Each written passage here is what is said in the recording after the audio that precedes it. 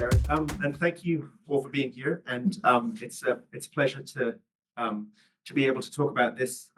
And as I was mentioning to Jared earlier, when I first moved to the Upper Valley, moved to Dartmouth, I had, as he mentioned, got my grew up in the UK, got my degree, my PhD in Virginia, and so and really was a Virginia specialist, and so I was completely out of my depth with New England history.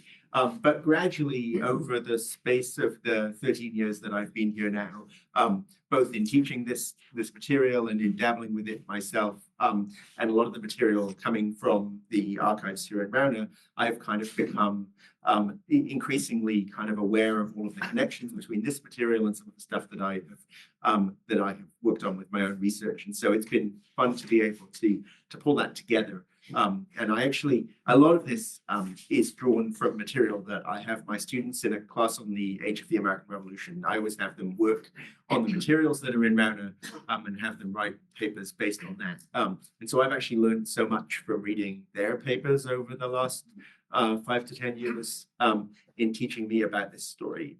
So it comes from a variety of places like that. But it really strikes me that what I'm going to try to talk about today is the story of this area in general and its relationship to the broader picture of the American Revolution. And I thought I could start here because on the 24th of July, so 20 days after the 4th, although, of course, as we all know, the signing and the moment in Philadelphia and doesn't necessarily line up that well with the 4th of July, say. But on the 24th of July, just a couple of weeks after the momentous vote in Philadelphia for independence, the trustees of Dartmouth College met here in town. They voted to confer some degrees on graduating students, but then they decided that a vacation commence tomorrow and continue for 6 weeks from next Monday, on account of the public, and clearly originally they said tumults, but then they thought better of that, so they crossed out and wrote distresses, on account of the public distresses of the present day, and so they declare this vacation. That, of course, was putting things mildly, right? As they looked around the room with the trustees there up on the hill, they would have been acutely aware that actually half of the members of the trustees were not there because Wheelock and a number of people had advised that all of the trustees who lived down in Exeter or Portsmouth not attempt to make the journey to Hanover in the summer of 1776 because it was too dangerous. Hanover then was on the frontier of Anglo-American settlement at this moment. It was still very much a settler society, newly encroaching upon indigenous space and lacking a dense and defensible infrastructure like coastal areas, making the journey over the mountains, over past New London, for example, would have been quite perilous in this moment. Like other frontier regions through US history, though, it was also a melting pot of different settler communities and interests that often clashed and exacerbated what they're describing as the distress and the tumults of this moment. But it's also clear that the trustees who did make it to town sensed a dawning of a new political era, because what I love underneath is, although I'm really also not sure what to make of the fact that they crossed this out, but they also voted that the college should add to the curriculum philosophy, philosophy, oratory, and some system on the spirit of law, the nature of liberty, and civil government to be included in addition to the other studies, right? So they're actually adding this discussion at this moment. And this is reflecting the fact that the Upper Valley is at the center of these debates about civil laws and civil governance. And in fact, one of the faculty members who probably would have been teaching this, a guy called, a wonderful name, Basile Woodward, he would ultimately be one of the political leaders in Hanover who pushes a lot of radical political thought through the time of the Revolution and active resistance to the authority down in Exeter, to the extent that he doesn't get seated in the state government in Exeter as a representative of Hanover until 1784 because he's resistant to the central authority of Exeter. So it might be tempting then to think of the college's motto, the Vox Clementis in Deserto, and to think of the Upper Valley as the periphery of the American Revolution, that all the action in the summer of 76 is in Philadelphia. But actually, many of the practical and the ideological details, the issues of actually fighting the war and the bigger political and social questions are being played out around here. And this is actually a great lens for looking at it. And so I'm sure that there are some folks either on Zoom or in the room who might be quite well versed in the history of Hanover itself. So what I'm going to try to do here is to connect some of the local town history and some of the area of the Upper Valley with some of these other broader narratives. I think it's vital that people think about the complexity of the revolution by looking at it through a local lens. We have become and are fighting over these big nationally, over these big broad narratives. And in some respects, you can just kind of throw those against each other. But when you actually look at what happens on the ground, you realize and can see the complexities of the situations that help us to realize that the big broad narratives are always a little complicated and need to be thought about from multiple angles. So I hope that this evening I can show you some of that by thinking about, by giving a little bit of context about this space as a frontier in 1776 and what had happened here over the previous 15 years.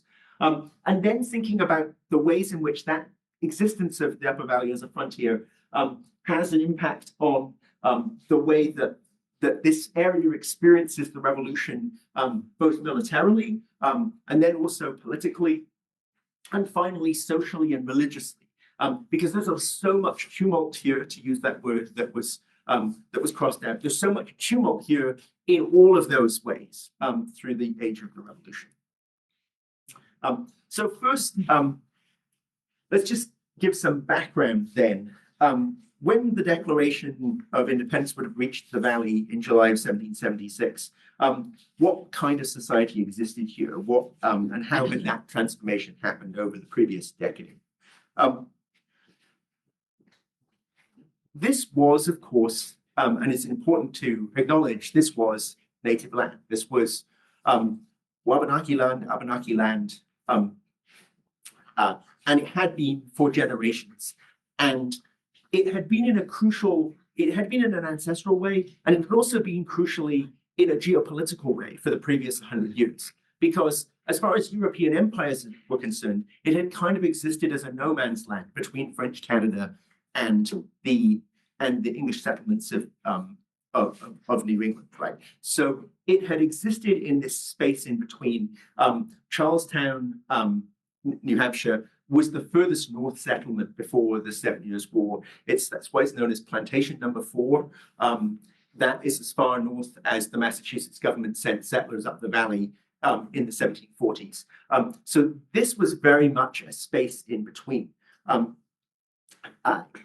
It was in that moment then, and in the context of what we call the French and Indian War, the 7 Years' War, the conquest of French Canada by the British, that had opened up this space. It had encouraged many Indigenous people, although not all of them, to relocate to Canada. It had created this conditions for a wave of settlement through the 1760s, which is why, of course, so many of the towns around here have on their signs like founded in the 1760s, right? This is a moment of founding. It also, of course, put Indigenous people in this space in a difficult position, caught within a sort of world of increasing numbers of settlers who are moving into the area. And the number of settlers encroaching on this Indigenous land.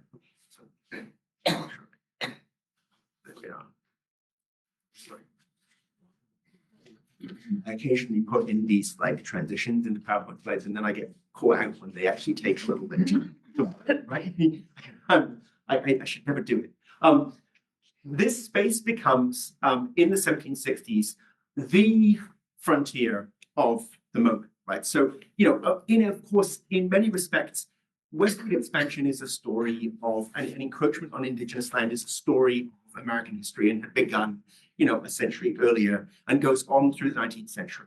And we tend to think of the revolutionary moment, and I have friends and colleagues who do this and think about the revolutionary moment in Tennessee and in Kentucky, and we think about Daniel Boone and we think about the Cumberland Gap and the westward movement, right? But where people are really moving in the 10 years before the revolution is here. And this statistic here, this is the total migration out of the original 13 colonies to new territories before 1800. So this is between like 1760 and 1800. So the area of northern New England actually attracts more migrants in that period than what we would think of as the traditional Midwest, right? The Trans-Appalachian West of Kentucky, Ohio, Tennessee, and Indiana. This is a huge influx of people. Why are they moving into northern New England? I mean, this is an easier place, obviously, to get to than crossing the Appalachian Mountains because of the river access and particularly because of the Connecticut River, right? So in the aftermath of the 7 Years' War, this is a place that you can actually move north into up from Connecticut and Massachusetts. New England's population is growing and multiplying, and it had been for 100 years. Of course, people had been running out of farmland for large families, looking for places for their children. And so large numbers of New England folks are looking to move north and up into this area.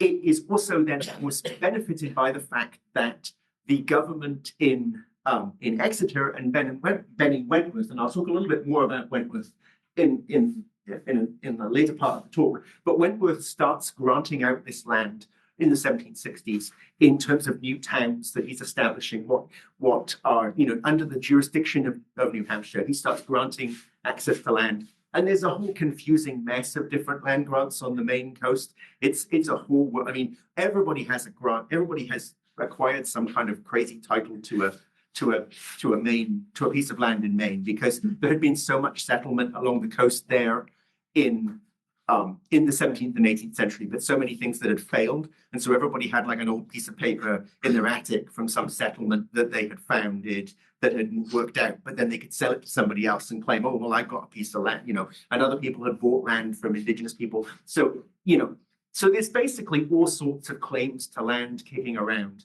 And of course, New York has got claims to land in this area too. And so everybody is trying to sell land and make people convinced that they can, like, if you've got a piece of paper that says that you own this, can you enforce your title? So this is a whole free-for-all in many respects in New England.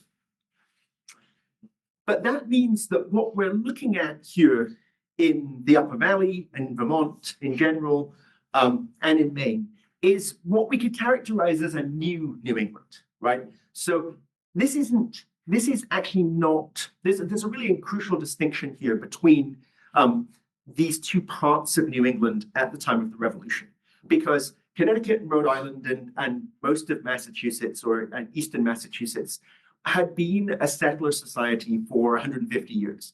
Many of these places had established towns with established town meetings and churches and communities that went back 2-3 generations. People all knew each other. There was a certain degree of social cohesion. That is not the case when people move up here, right? People do come as part of sort of groups from certain towns, which is, of course, why some of the towns around here have the names that match the ones that come from Connecticut, because they move up in groups.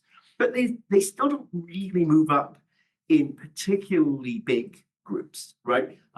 They still, most towns in Grafton County, for example, in New Hampshire, don't have a majority of people from any one place elsewhere in New England. So they're not a whole town coming from one place. So for example, a good example of this is Lyme, right? So at the time of the Revolution, Lyme has about 800 people. They come from about 8 or 10 different places around New England who have all moved there. So, I mean, I'm not suggesting that this is a really diverse world, but by New England standards, these are people from different parts of New England, different kinds of cultures and traditions who don't know each other. They're also very scattered. This is not an urbanized society. Hanover is actually the biggest town in the whole valley, right through the Revolutionary period, and it still only has about 1,000 people living in it. So this is a very rural, scattered population, and actually kind of more and again, this is fairly typical of frontiers, right?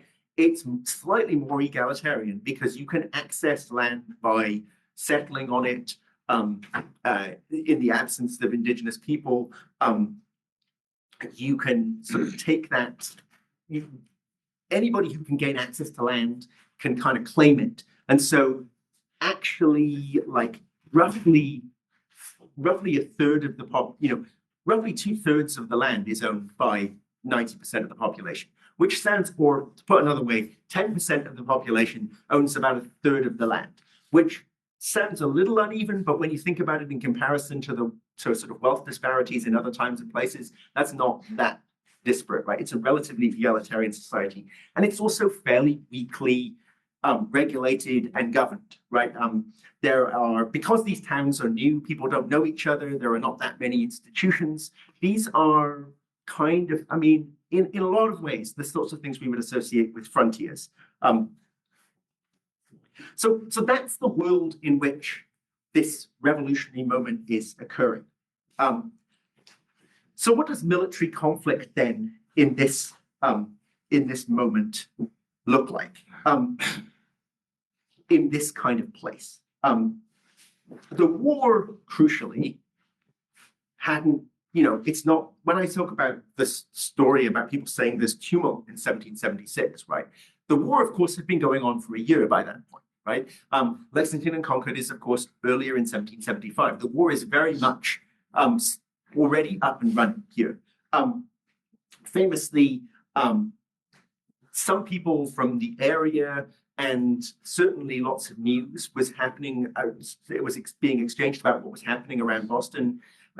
There's letters in Wheelock's collection. He's getting reports from people who are part of the encampments besieging Boston. Wheelock, I think, even famously said, well, people in the area say that they could hear the noise of the guns at Bunker Hill, because, of course, there is less ambient noise elsewhere. And so noise possibly could have traveled that kind of distances, whether they were kind of imagining this. But the other, of course, important moment here is the other important military conflict is the attack on Canada that's happening at the same time too. So this place is actually right in the heart of the conflict that's going on in 1775, both because many people are leaving these areas and going down to besiege Boston, and also because of the Continental Congress's decision to try to attack Canada, albeit not right through this area. They are trying to attack in different ways, and I'll put a map up in a minute, in different ways into Canada, but they are all kind of, all of these things are happening right around them, right, in this moment of 1776. All this means that the Upper Valley gets an early taste of some of the things that are going to play out in other parts of the of the 13 colonies of the new United States over the course of the war, but which happened here even before 1776.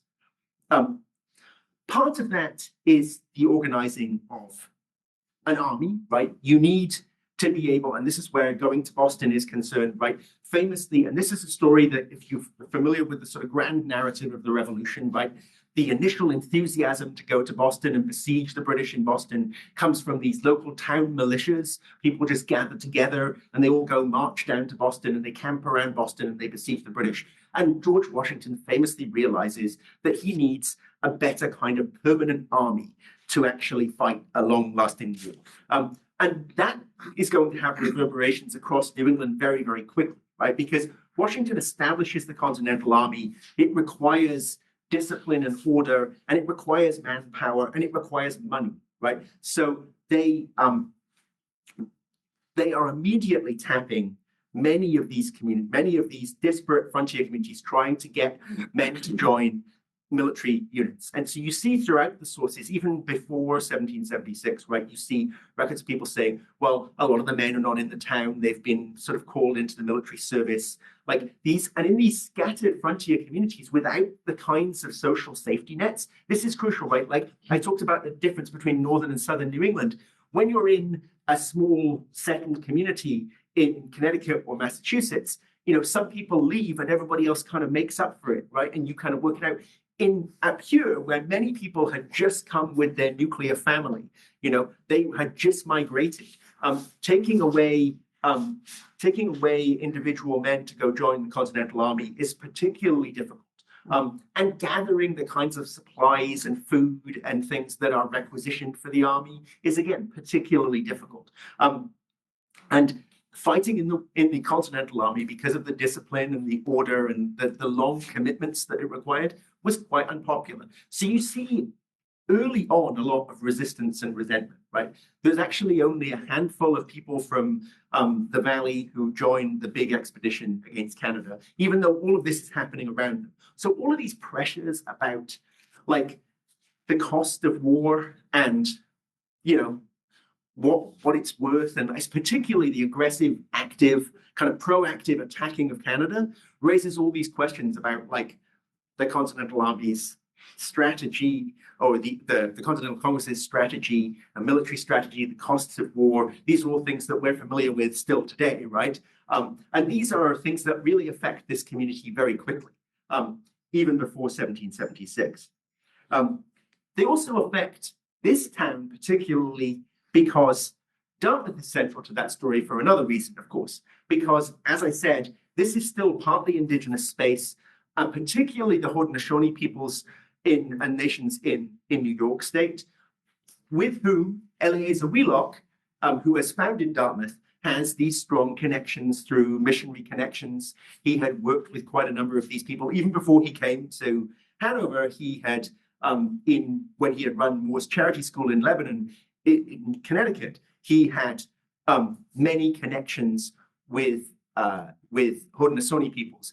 And the revolutionary leaders recognized this right away. So Wheelock is considered very quickly to be crucial to the revolutionary effort because he is a conduit to indigenous nations who might be persuaded to either side with the Americans or to at least remain neutral. There are a number of letters to this effect in the Rauner collections in Wheelock's papers. There's a famous one from George Washington himself asking Wheelock to speak to the Haudenosaunee or to connect via his missionaries who worked with him to the Haudenosaunee to bring them into, or to at least encourage them to remain neutral in the conflict. And this one here, which I could get a better picture of, is also mentioning General Montgomery, who leads the American forces into Quebec. In that attack that I was mentioning, talking about the fact that he thinks that the utility and importance of Dartmouth College in this moment, precisely because the college is vital to those indigenous links. And again, helping us to see another element of the military effects here. It's not just about one big army of Washington's army against one big British army. There's all sorts of different groups here with potential military power, and they're all having to be kind of placated and played off in this delicate dance, and this area being very central to that story.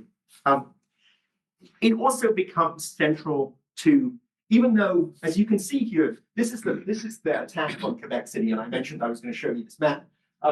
The attack on Quebec, the conquest of Montreal. So you've got General Montgomery's march up to Montreal in the fall of 75, and Benedict Arnold's famous march across Maine to attack Quebec City over the winter of 1775. Famously brutal, awful conditions, trying to march across Maine in the middle of winter or in the coming winter to attack Quebec City. Famously, this outing, a military outing, is unsuccessful in besieging Quebec City. Although it's a wonder that these are New Englanders. They have known 3 failed British efforts to capture Quebec City over the 18th century before they finally managed it in the 7 Years' War. I can never understand what on earth makes them think that they are going to do this easily, right? This had taken the British Army 4 attempts over the previous 80 years to achieve. And they had managed it, famously with General Wolfe in 1759. But like, this is an endeavor.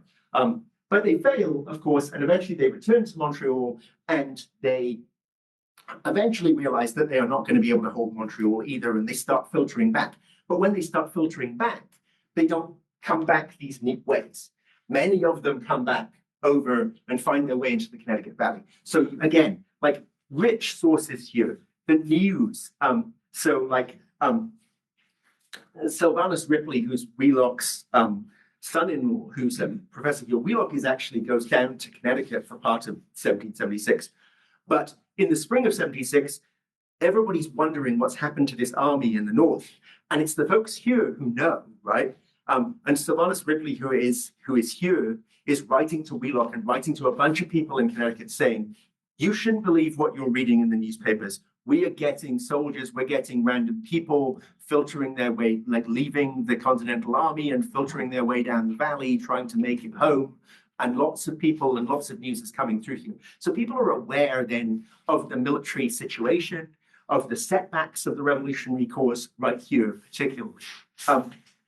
And that's why they're also really conscious of the danger of this area through 76 and 77. That's why Wheelock is staying in the midst of 1776, because this is when these people are filtering back from Montreal, when all of this is basically, been a failure, and there's lots of people making their way back from Canada. That's precisely this moment when the Declaration is being written, and when they're trying to gather people here for the trustees meeting that I started with. So they're very conscious of Indigenous attacks, and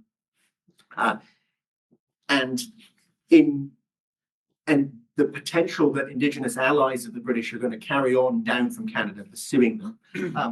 And this becomes a theme then of the early stages of the war in this area, is this constant fear of Indigenous attacks on them.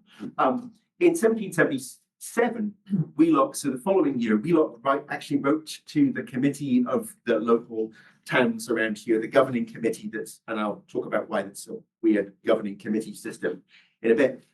But he writes to them and says that, quote, proclamations for General Burgoyne, from General Burgoyne, the British general, are posted up likely by his secret emissaries, and that they're being designed here. Burgoyne is writing these as he's beginning to think about attacks into Vermont and into New England in 77, is posting up these points, basically saying, Indigenous people, we have got Indigenous people and they're going to start raiding your communities, right? There's a tricky thing here for historians, right? Because on one level, the British are doing this. They're relying upon Indigenous allies to attack communities. On the flip side, as we know quite well, and as some of my friends and colleagues have written about extensively, the American press is also using this to try to whip up fear and anger and gain unity amongst the American people, right? Famously, Jefferson is, and I know that Professor Calloway was here last week talking about Indigenous people in the Revolution. And, Jefferson famously writes this line in the Declaration about, the British bringing down merciless Indian savages. Wheelock is writing those kinds of things, right? He says that, that Burgoyne is threatening to, he says that Burgoyne had issued threats of an army of thousands of savages, which are claimed to be at his beck to lay us into ruins. So Wheelock even though he has, of course, got this long history of working with Indigenous people, is participating in this fear and concern in 76, 77 about Indigenous attacks. And so the community here has to engage in this process of both worrying about these attacks, but also it's trying to be unified. Like I mentioned, this is a very dispersed and disparate kind of community with lots of people from different areas. The fear of Indigenous attack is something that is, of course, going to try to bring people together, right? Like if you've got this dispersed area in the midst of a revolution, you're trying to unify. This fear of the other, this fear of Indigenous attack is going to work and it's going to be even more important than it is down on the seacoast, where people already have that degree of unity, right? It means that people's fears did shape their engagement with the revolution, and we can see this in letters, right? Like this is a letter from a guy who is in Connecticut, but his sons have moved up here in that period from 1760s to 1770s. And he is like writing to them, telling them that they should take the most prudent means you can, at least to remove or secure your helpless wives and children if your account is hazardous, right? So they are really worried about defense. They are gathering then militias and local, even though they don't want to join the Continental Army, they are forming their own militias. Famously, they go build a fortification up at Royalton, which is going to eventually be attacked by Indigenous attack. The one battle that's actually fought around here in 1780, when Indigenous allies of the British do come down and attack Royalton in what's known as the Royalton Raid. But there's lots of these other things that turn out to not be real events, where, like, the militias are gathered. They once thought there was going to be an attack in Windsor, and they all go and march to Windsor, like all the local militias are gathered there. So the effects here, both of fear and of prejudices, combined with a genuine national interest, and a new sort of national pride, are all kind of mixed up, right, in this moment for these people in these very dispersed communities, trying to kind of decide how they're going to fight this war. So the military conflict, then, we can see the complexities of it. But military conflict isn't just the only thing that's going on here, because there's also really bitter political conflict in this area through the years of the revolution, that really tests the fundamental questions that are in the Declaration, right? So the idea that people have inalienable rights, that they can form new political bonds, that people should be governed by themselves, is really being tested. Because there's a question about who actually is in charge here. I mentioned earlier that a lot of this settlement in the valley here is created because Wentworth, this guy over here, Benny Wentworth, who had died just a few years before the revolution in 1770, but he had granted all of this land, technically part of his Wentworth proprietorship, to all of these different groups of settlers from around New England to establish towns. But he didn't really care too much about where the technical boundaries of his grants were and where New York's claims are, right? So he just keeps granting land to people, and they can work it out. But what then is the authority that lays behind it? So what ends up happening here, of course, famously in the story, and many of you, if you know the story of the history of Vermont, know this part quite well, right? That this is a jurisdictional conflict between New York, that claims all of this land and says that it's theirs, and all of these locals who have gotten a grant from Wentworth, who says that he's giving them grant to a town. And ultimately, Vermont, New York and New Hampshire are fight this out in all sorts of formats, both with London and then with the Continental Congress. And this goes on for ages. And eventually, but this is a perfect example of where, like, if they can't really agree on who has authority, then, you know, and you're also in 1776 reading this document that says that all people have the right to govern themselves, right? That people have inalienable rights to sort of secure a government unto themselves that works. Then you sort of scratch your head and think, well, in that case, let's just do this here, right? Like, we can just build our own jurisdiction, which is exactly what these people do. Famously, Ethan Allen, on the other side of the mountains, on the other side of the Green Mountains predominantly, and then down sort of further south in the Connecticut Valley, organizes the Green Mountain Boys to try to form their own kind of form of jurisdiction, to organize their own courts, to set up their own transfers of land. But many of the towns around here are also happy to kind of like govern themselves. They're pretty resentful of Exeter because Wentworth had given people the right to have a town, but he hadn't necessarily given them the right to any representation in the state government in Exeter. So you've got lots of people settling up here who have no representation in Exeter. And you've got Ethan Allen on the other side of the mountains claiming a different kind of jurisdiction, New York technically claiming to own it. And so you've got this whole complicated mess of like, who is actually in charge here, right? Like, who is actually running this place? And we're in the midst of a war against Britain, so maybe if the crown doesn't have any authority either. So these fundamental questions about where sovereignty lies are really important here, much more important than they are like down in the outskirts of Boston, where everybody knows that the Massachusetts Charter has had, in fact, Connecticut's a great example of this because Connecticut famously doesn't even write a state constitution in the midst of the Revolution. They took their colonial charter, which had given them a degree of self-government, and just crossed the king's name out, and they kept using that until 1820. Right? So they just like literally just crossed the king's name out all through the Connecticut Charter.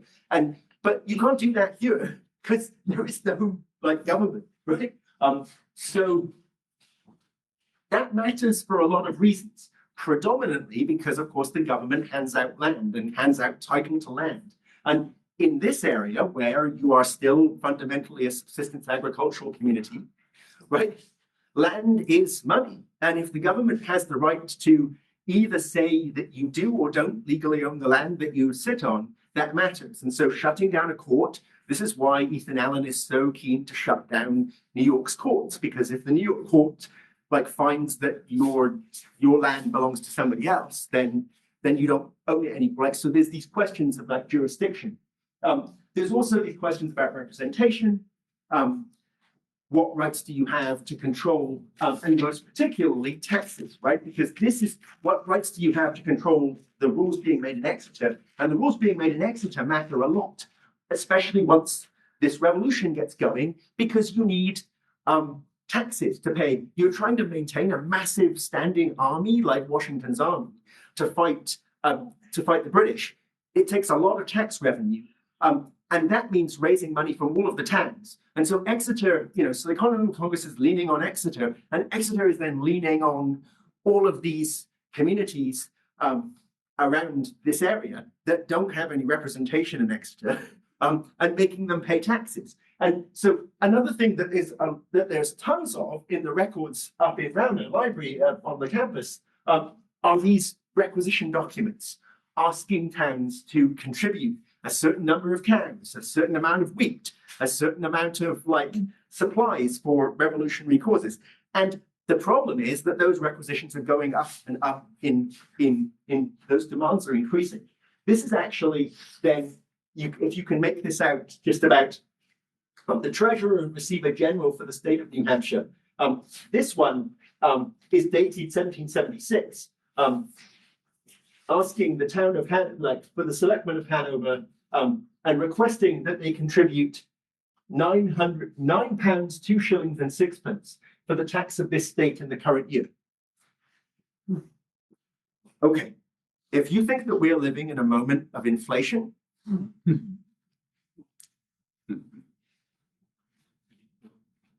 22nd day of March, 1779, 3 years later, they are requesting the sum of 911 and 6. So 1,000% increase, right? I'm never I'm a historian, not a mathematician, but a very large increase in the amount of tax that is being asked of Hanover in this moment. I mean, partly this is inflation, but this is just genuinely the cost of fighting a war like this against the world's largest army, largest sort of superpower at this moment, right? This is an expensive business. And so these taxes are important. So all of this then is raising these questions about jurisdiction in this area and whether they should pay taxes. And, if they hadn't paid taxes to the British, why should they pay taxes to Exeter, especially when they don't have any representation in Exeter, right? So the questions of the revolution are really important to the local government around here. and they have ramifications both militarily and economically. A lot of the local people here then do not like having to go fight for the state of New Hampshire. The person most famously who doesn't like going to fight for the state of New Hampshire is, and this is a little bit grainy picture, John Wheelock, Eleazar Wheelock's son. He is going to organize a group of people here who say, we're going to go fight with the Vermonters because they're defending their homeland. If I go fight for the folks from New Hampshire, I'm going to be sent out of state. I'm going to be sent to go down to defend Massachusetts. We're defending ourselves here because, like, we're not part of something bigger yet. We're still, like, local. So Wheelock famously gathers this force here. You can see he writes a narrative about it eventually because he becomes kind of controversial for this decision to go fight over in the Hudson Valley and with the Vermonters rather than with the state of New Hampshire that's trying to raise men. He eventually writes this broadside explaining why he does this and why he gathers the army here, but then he disbands them when he gathers a group of men from around here, but then when the New Hampshire government tries to get him to send them out of state, he says he's going to disband them.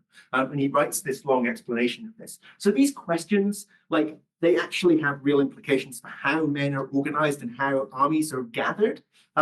They also have direct implications for statehood.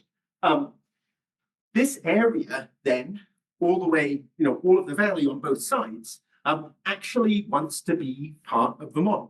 And through the revolution, many of the people on this side of the river envisioned themselves as part of this united committee that is going to negotiate. So they gather in various places. In Cornish, they have one meeting. They have a convention in Charlestown by 1781. But the towns basically on both sides of the river here form themselves into what's effectively a quasi-state, and they negotiate. Are we going to join Ethan Allen? Are we going to be part of whatever they're planning in the Green Mountains and become a state there? Or are we going to work with Exeter? They've got their own emissaries going down to Washington and going to the Continental Congress, fighting over these things.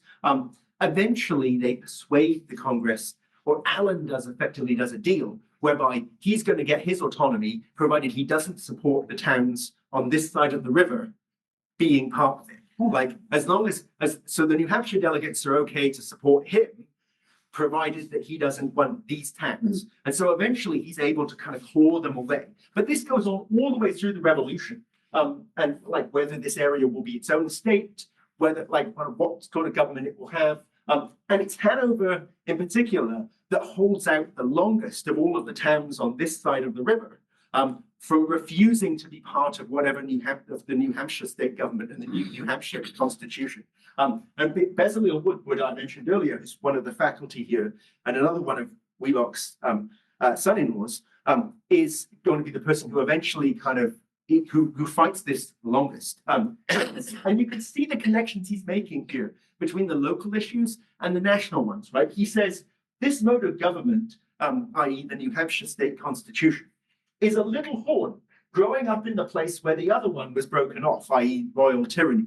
For by this plan, the majority of the council in Exeter are to be chosen out of parts of the colony, perhaps not more than 1/4 part of the extensive inhabitants of the territory of the colony. Pray, where is the difference between this establishment and the former one, so much complained of, except that the governor had the power in the former and the number of persons in the latter? So he's complaining effectively about tyranny and authority coming from Portsmouth and Exeter, right? He says that's no different than authority coming from London, right? And this is the problem of the entire revolution, right? If you start saying, well, I shouldn't be governed by them, then, well, it should be governed by the people slightly closer. Where's the line, right? So these political questions are also at the center of the revolution in this area.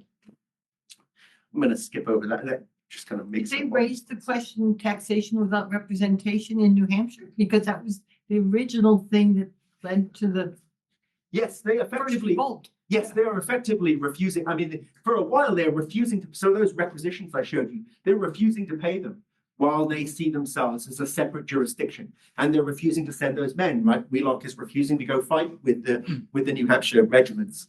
They're just refusing all of this kind of stuff. I'm conscious that I need to, I want to, there's a third layer here of conflict that's going on in the midst of the revolution too. The idea that all men are created equal and endowed with inalienable rights goes beyond politics, of course. It changes the way you think about social organizations and social structures and people's right to shape their own lives, make their own kind of cultural decisions about what they believe, both in terms of science and religion. So, and that's happening all across the nation, right? That's a narrative, the democratization of American society beyond politics in all sorts of other walks of life. But around here, there's a couple of particular ways I want to emphasize that. The first one, just briefly, because it's a really important event in 1776 here, is the smallpox. Smallpox is ripping through continental armies. Because you've got these big armies, they're of course like really liable to smallpox. It's ripping through these armies. And there's a huge wave of smallpox epidemic in this moment. Of course, Enlightenment science and the scientific revolution had just begun to figure out that you could use inoculation to protect people from smallpox. I don't know if you know the distinction between inoculation and what we think about today as vaccination. In inoculation, you're not really using a dead vaccine, you're just using a bit of the live vaccine, and you're actually purposefully giving somebody the illness and just isolating them for a while on the basis that hopefully they'll recover and then they'll gain immunity to the illness. But smallpox inoculation is this incredibly controversial thing at this moment, right? Because it pits the scientific, knowledgeable people of the age who have read all the papers about smallpox inoculation against the vast majority of people who are very skeptical of this and who have lived in fear of smallpox for their whole lives, right? And so they are like, this. At the same moment, though, of course, you're saying, well, the people should rule, the people should get to decide. And so this becomes a particular issue in Hanover in 1776, because some of the faculty decide they're going to start to inoculate the students. And Wheelock eventually, the end of 76, agrees to this. And he agrees to send a bunch of the students down to Lebanon to a house, basically to lock them in a house and inoculate them and lock them in a house. The residents in Lebanon, of course, are not desperately pleased about this. And some of the people in Hanover are not either. They basically refuse to, but then some of them want to be part of this deal. They want to get in on it, provided that they get certain rights. So there's this huge battle. Actually, Wheelock takes this to his grave as he dies in 1779. For the last 3 years of his life, he's bitterly divided with the town here and with the town in Lebanon because of this smallpox plan. Right? Because it pits this sort of scientific knowledge against popular sovereignty, against the town's ability to make its own sort of public health decisions, right? Again, I'm not trying to be too explicit about some of these modern day connections here, but we can see them, right? There's a whole kind of question about how decisions are made in a newly formed democracy, in a place where people start to get a new say locally about their own decisions. So the smallpox is a local one right here that is so controversial. Culturally, though, I also want to emphasize that this is a place where popular new forms and ideas, new cultural ideas bubbling up from the bottom are going to confront these established authorities because of the ideas of the revolution. In religion, which is, of course, so central to people's lives in this moment. This is a Congregationalist area, right? The Congregational Church had been established in New England. It was the established church of much of New England. It was the established church of all the people who move up here. And it's the established church of this theological training seminary, right, that is Dartmouth. It should be this center for Congregationalism. But the war really tests religious structures because it makes everything expensive. It makes the manpower unavailable. Like lots of people who are being trained in theology are going to be chaplains. Other ones are just going to fight. Like who is going to actually provide the services of the Congregational Church? By 1780, 200 congregational parishes across northern New England lack a clergy, right? There's lack of funds to support any that actually are there. So there's a real problem with religious structures. We see this again in the archives up in Ranna. One of one of Wheelock's recent graduates, a guy called Elisha Hutchinson, is actually writing from, I'm pretty sure that this is Canaan, like in New Hampshire. But he has basically, the town wants to hire him as a minister, but they're only offering him £60. And he doesn't think this is a good idea. And he's writing to Wheelock in December of 75 saying, should I take this appointment or should I not? Like, is this enough money? So we can see the problems that the established church is having. And in the wake of those problems, in the midst of the revolution, with everything else that is going on, a massive religious revival breaks out through this region. So about the only place in America where what we would think about as the sort of the upswell of evangelicalism exactly corresponds with the years of the revolution itself. All of these new splinter associations, the Warren Baptist Association down in New England, I guess that doubles its membership in these 2 years. A guy called Benjamin Randall in New Hampshire establishes the Free Will Baptists as an offshoot, who are going to start establishing churches all around the area. You've got, of course, the more established Methodists as well. And then you've got all sorts of other local leaders. There's a famous group in Middleton, Vermont, led by a guy called Nathaniel Wood, who believes that he's sort of, and you start to get these individuals like Wood who start to believe that they are seeing direct revelations from God. They're seeing visions, they're reading, they're finding books, they're discovering new theologies, they're creating what we would think of as like very specific sects and minor groups, right? They gather in this group down in Massachusetts who kind of lock themselves in a house. This one guy says he's seen a vision and he brings 2 or 3 families and he locks them in a house and they remain there for like 2 years in the midst of the revolution. There's this huge upswell of all these different kinds of religious groups. Some of them, I'd say, slightly more organized, some of them completely splintery. They're exacerbated by this crazy moment that happens. And I always squeeze this in because I love talking about this. On the 19th of May, 1780, what's probably a bunch of Canadian wildfires, you remember from a few years ago when this happened, spread all of this smoke across the area.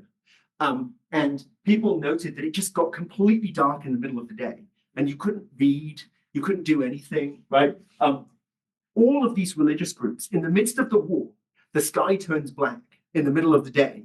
People see this as this incredible religious sign, right? And this is actually the sign that Mother Ann Lee, the founder of the Shakers, had been in America for a few years by this point. But it's the dark day in May of 1780 that makes her believe that this is the moment to start gathering a congregation, right? These moments, this is this moment of febrile kind of activity. So religion is interesting here, right? Because you've got a very rationalist strain of religion going on, but you've also got this, in the midst of war and uncertainty, this tremendous amount of superstition and fear bubbling up into these new religious groups that are popping up all over the place. And that's going to have a long-term impact because although the enthusiasm in these religious revivals wane roughly at the time the war ends, by that point, about a third of the churches in this area are new sects and not congregationalists, which is why this area is going to end up having a very different kind of religious structure to southern New England because of the events of the war. And then many of those diverse religious groups are going to eventually leave the area, including famously, if you've ever been past and seen the sign, right, in Royalton, the family of Joseph Smith are going to leave, who had been involved in a lot of this stuff, are going to leave and head to Western New York and eventually all sorts of other religious movements there. But it all starts here in the midst of the revolution. And so we see, there's lots of historians debate stuff about the relationship between religion and the revolution. And I think Professor Balmer will be talking about that next week. But this is kind of ground zero for some of that, because you've got both the rationalism, but also the structural problems of the war, all combining to create this space where people are doing all sorts of new ideas. Is this all a function? I'm not going to talk about this. I'm just to summarize this. Is this a function of kind of radical individualistic experience of religion? Or is it kind of actually a counter counter-revolution against the crazy individualism of the world and a desire to create things like shaker communities, to bunker down, to create new forms of community in the midst of the chaos of the war, right? It cuts both ways, right? It's both very individualistic, but also very communitarian. And it's a function of this moment. So basically, hopefully what I've shown you here, and I'm sorry that I've taken so long to do it, is that there's lots of things going on here through the war around 1776 that reflect both the military problems, the political questions, and the whole religious social questions about where is this new democratizing society going in this moment. And they're all kind of at play here. Like I said, ground zero, the frontier of like where will these pressures actually come to bear, and where, because of the weak social structures that already existed, or the lack of social structures, because this is a frontier, these problems basically hit immediately, and they hit viscerally. New kinds of, like almost new states, totally new churches, sort of totally new military organizations that are going to take much longer to play out in other parts of in other parts of the new nation. And so that's I hope that's given you some sense of how these local stories connect to this bigger, larger story. But I'm happy to answer any particular questions or any bigger questions about the revolution that you might have. You described it, but didn't really put a name on it in terms of these towns on the New Hampshire, Vermont side, forming the Dresden concept, called the Dresden Compact. And I think that's what you were talking about there, where they were looking to be independent from Vermont, from New York and New Hampshire. So that's why the Dresden School District. Yeah. So Dresden was the name that was out there for these towns. Yes, and they have a newspaper as well, which they print, which is the Dresden. The Dresden is given to the names of the newspaper that they print too. Dresden tends to be there's sort of within another. So Dresden tends to be this particular local area, Norwich, Hanover, Right. to some extent Lebanon and Hartford. There's a slightly bigger organization because they do meet down in Cornish and Charlestown as well. So, but this organization gets bigger and smaller at various points as officials from Exeter and officials from Allen's group in New York, like either pick off a town or it breaks away again. Like they sort of managed to bribe some of the local leaders. I mean, this is like 600 or 700 guys or men and their families in most of these towns. And so they just buy off a few of them. And so the town kind of breaks away from this group. And then it rejoins again when it's annoyed with something that's happened, where a new tax has been asked of them from Exeter. But yes, so Dresden is the compact for this particular area that lasts the longest, really, of all of this. Did you have a question too? Yeah. Isn't there like a spelling thing from around this time with like the S's and the F's? Because Gloucester is spelled Gloucester. Yes, it is, and you might have noticed that in some of the letters here. They would have what they called it. They would have read it as an S. There's a very slight distinction. If you imagine an F that doesn't have the line in the middle of the F, it doesn't go all the way through. It only goes as far as the line. That's a long S. So if I had a board, like if I was teaching enough, I'd be getting that. Like there's a very slight difference, but you have to be really, really you have to look really carefully at it, which is one of the reasons why it's really difficult to pick apart some of this handwriting. So they would have called it a long S as opposed to an F, and the line for the F goes all the way through. The line for the S is just short. It's also, though, tricky I've been experimenting with trying to use AI to automatically transcribe things, but that's one of the things it just can't get. It's nowhere near good enough to read the long S again, which is good because I still have a job, right? So, we have a question from somebody online. William asks, how common was it to be a loyalist in the Upper Valley? Yes. So in comparison to a lot of other parts of in comparison to a lot of other parts of the new nation, of the 13 colonies, not that common. it's a relative, like, which is still to say that there were probably 10 to 20% of people who were loyalists. In fact, some of those, and that's I was going to mention, some of the religious groups tend to be more, the radical religious groups tend to be more loyalist. The patriots, the Congregationalists tended to be the patriots. So there were certainly some loyalists. One of the reasons that there weren't like quite as many is because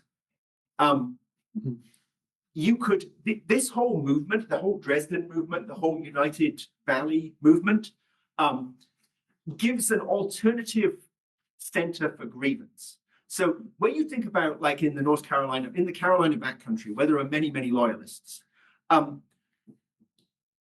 they are resentful of authority coming from Charleston or coming from Edenton, which would have been the capital at the time in North Carolina.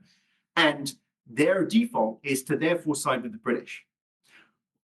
Ethan Allen and the existence of this slightly more like developed constitutional theory that people could govern themselves meant that if what you were was not necessarily loyal to the king, but very skeptical of the elites down in the coast, here you could kind of channel that into like Vermont independence, or like independence for the Upper Valley, for the Dresden Compact, for the United Towns of the area.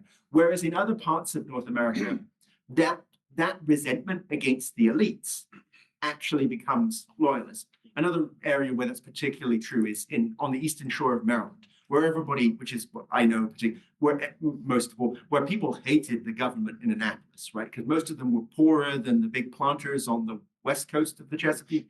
And so they all hated authority in Annapolis. And then they become loyalists, not because they love the king, but because they just don't like the revolutionaries, basically. So there are loyalists, and there's certainly some people who really believe in it, but less, partly because of this quirk of the way that its constitution is structured. The area was indigenous, British, French. Why was the German name Dresden used to describe the area?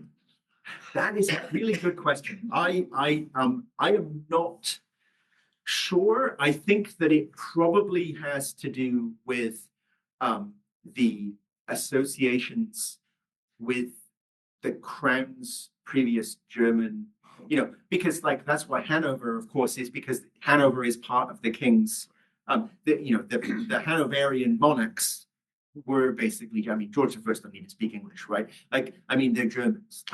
So there are lots of kind of cultural ties to Germany there. But there aren't particular ones to Dresden, as far as I'm aware. So I actually genuinely, I can't say that I could give you some theories. It might also just be generally some migrants. Of course, there would have been a few migrants. Like, it only took one or two people from an area who really kind of wanted to impose it to encourage it. But I suspect there's probably a theory in the local history, like in the sort of the 19th century histories, that I'm not aware, like that might have a specific theory. I mean, because I lived in Germany quite a while. I'm in a German-speaking group, and that question often comes up. And others have tried to find an answer, and they haven't. Okay. I was hoping to find the answer. Okay. Well, So as I said, I would hazard some guesses that it has to do with either. There isn't a large German migration, of course, to this area in this period. But that doesn't mean there weren't one or two. Most of them are, of course, going to Pennsylvania, and then many of the Hessians who come over to fight the revolution stay, which is why you continue to get sort of German influence. And Dresden is weird because, of course, it would be most of the German migrants in the early 18th century tend to come from the Rhine Valley, because they all migrate up the Rhine Valley to Amsterdam, which is where they all leave from to come to Pennsylvania. So they're not from Eastern Germany generally. So, yeah. Dresden in Old German means land of the forest. Oh, so it may just be right? No. Because of course they're fond of using the, which is why they use the French for Green Mountains, right? Which is why Alan uses the French for Green Mountains too. So it may just be a literal translation. Because they're Coincidence, so, yeah. yeah, no, I mean, then of course they're very kind of keen to emphasize the trees hence why they use Lebanon too, right? For the cedars of Lebanon. Yeah, yeah.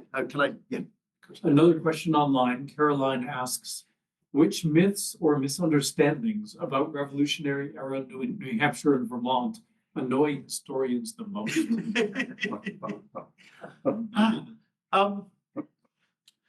That's a tricky one. It's hard for me because, as I said, I'm not as deeply invested in this kind of coming at it as someone who didn't begin their scholarly career working on these things. I do think New Hampshire is difficult because it has, it is one of the original 13. And so there is this sense that this is a colonial society that goes back into the 17th century.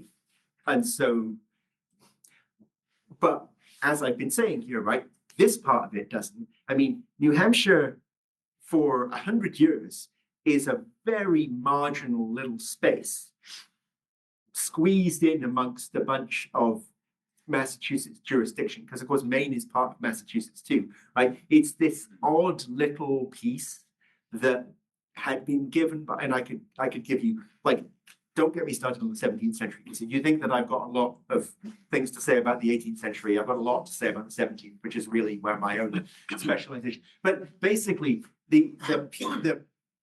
a bunch of people that the crown had, the King Charles I had given he didn't like the Puritans, of course, and he gave a bunch of land to other people, other nobles at court, who parceled it out. Most of it, some of it became those crazy land grants I mentioned in Maine.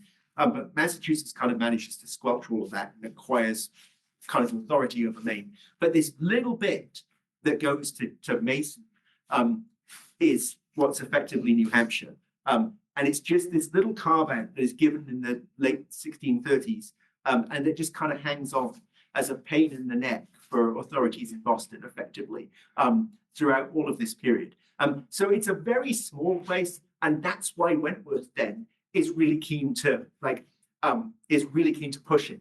So I'm not sure that it's a dominant myth, but what I would say is that the idea that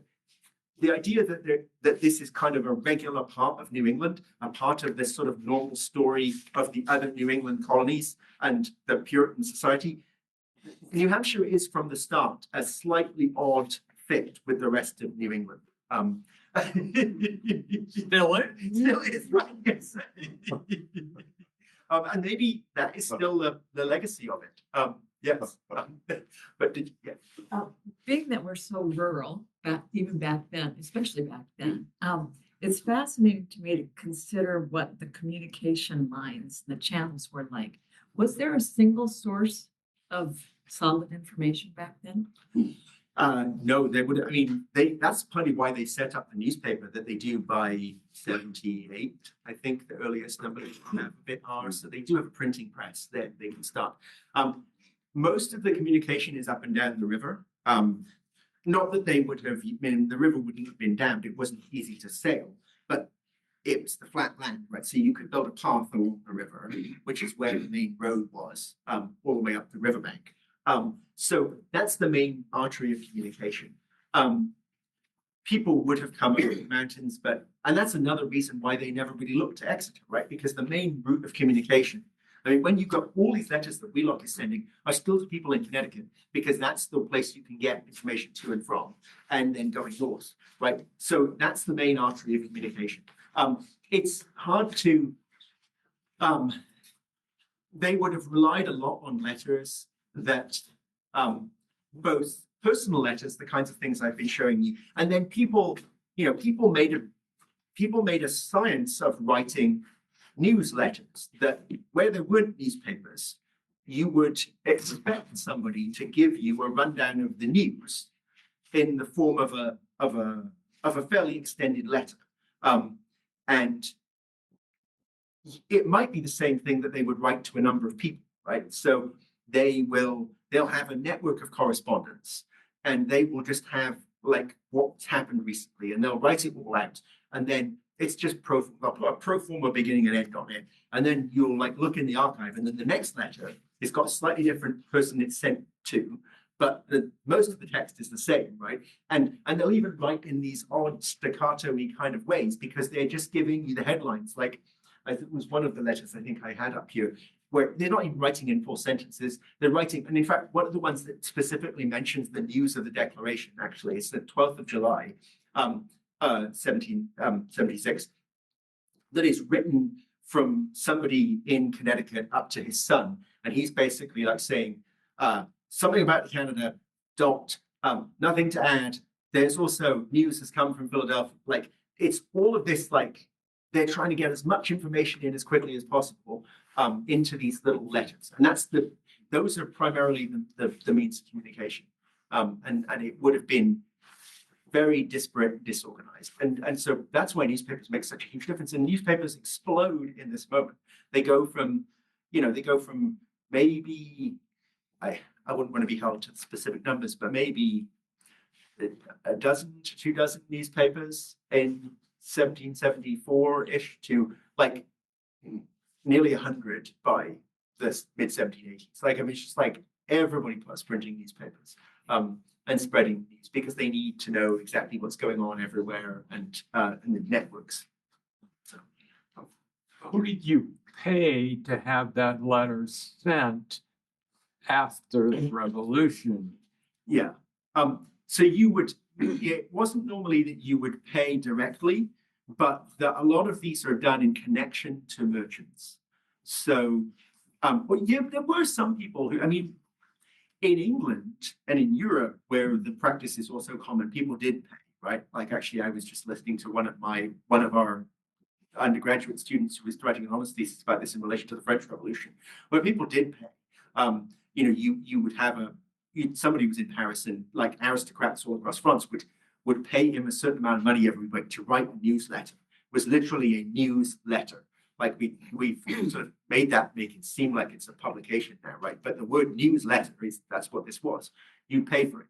In most of these cases that we're looking at here, they're merchants, and so they're exchanging that pro forma information as part of a business partnership because they know that it'll be valuable to, and then like if they've got a connection with somebody, like less so up here, but like if you were in Boston and you had a trading relationship with someone in Barbados, then every time you sent cargo, you would also send one of these letters that caught them up on, because there might be some valuable piece of information that might allow them to make a business deal. So the value for both sides is in exchanging the information for commercial purposes. But there are models where people paid for it at small amounts of money or gifts often in exchange. It would have probably been it would have been less hard money because, of course, I didn't mention this really, but it's sort of implied in some of the stuff about the economy and about the struggles of making the army. There's no hard money going around here anywhere.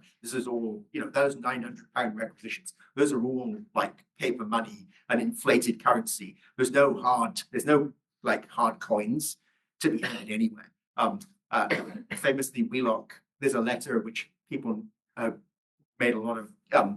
Wheelock is, Wheelock owns enslaved people. He has a letter in which he writes in 1776, right before the Declaration, like having somebody send an enslaved man up here, and he says, "I couldn't possibly pay you with hard money. I might be able to scrape up some banknotes, but send him anyway, and we'll work it out." So yeah, hard money is difficult to come by, but yeah, that's how that was exchanged. Yeah, sorry, there was a question. Sure. This is another one from the chat online. This is Stefan asked, to what extent, if at all, were the revolutionary-friendly Native American groups in the Upper Valley drawn into these debates about local support and organization/defense, given that concepts like New Hampshire or Vermont did not map onto their relationships to the landscape? Yeah, that's a great question. I have never seen any evidence to suggest from the sources that I've looked at that the people here are engaged in this constitution making and in this sort of new forms of these potential forms of state formation. I've never seen any evidence that they are that they are consulting Indigenous people. Certainly not explicitly. There is a difficulty, of course, because Indigenous people get lost in the archives. Because once they take on a name that is not explicitly Indigenous, it's sometimes difficult to track them. And so we don't know. We know that, you know, some Indigenous people stayed in the area, although many left after the 7 Years' War. There are almost certainly some in the communities here. I had some students do a project a couple of years ago about sort of the settler history of Lebanon, and there you can see in the 19th century accounts, like historical accounts where people are remembering the existence of like a few Indigenous people left. Although like how we interpret those are difficult because there's a lot of tropes involved in that, like a lot of 19th century histories like that engaged in tropes of like talking about the last Indian as a kind of way of legitimizing settler control. So like it's really hard to interpret. But so the short answer is there are almost certainly some Indigenous people. I've never seen any evidence of them being explicitly consulted as part of these formal kind of constitution making processes of this moment, of this sort of alternate playing with all these different bonds of new state formation. Maybe one more tactical question, not strategic by any means. But when Benjamin Wentworth established Hanover in 1761, in the original charter, it was spelled with two N's.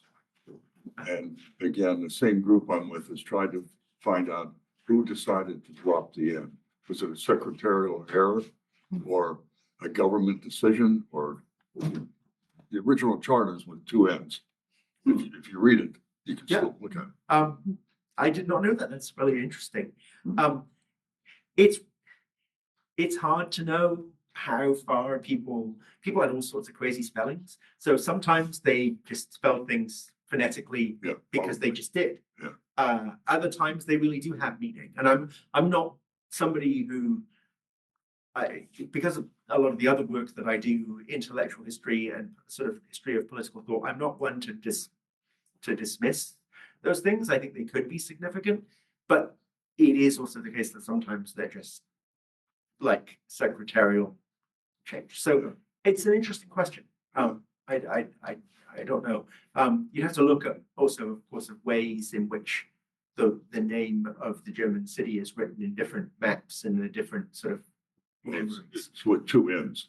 Okay. Always. I mean, Hanover in Old German means high bank. Okay. So along the line of river, it was above the river, so it was a high bank. And that's what Hanover means. But yes. Why it came up, the story is a Connecticut group brought it up here, the name, which was spelled with two N's also. And there was the Church of Hanover or something down near somewhere in Connecticut. I don't know. Yeah. They called the place Hanover.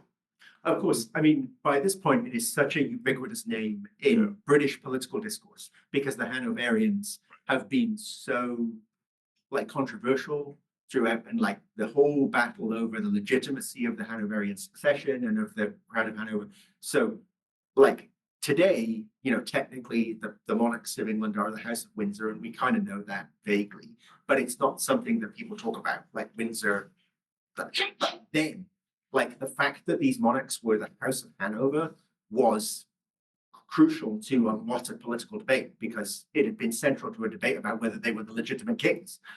So it's a word that is floating around political, like British political discourse all through the 18th century. Yeah. Thank you. Thank you so much. Yeah. Thank you.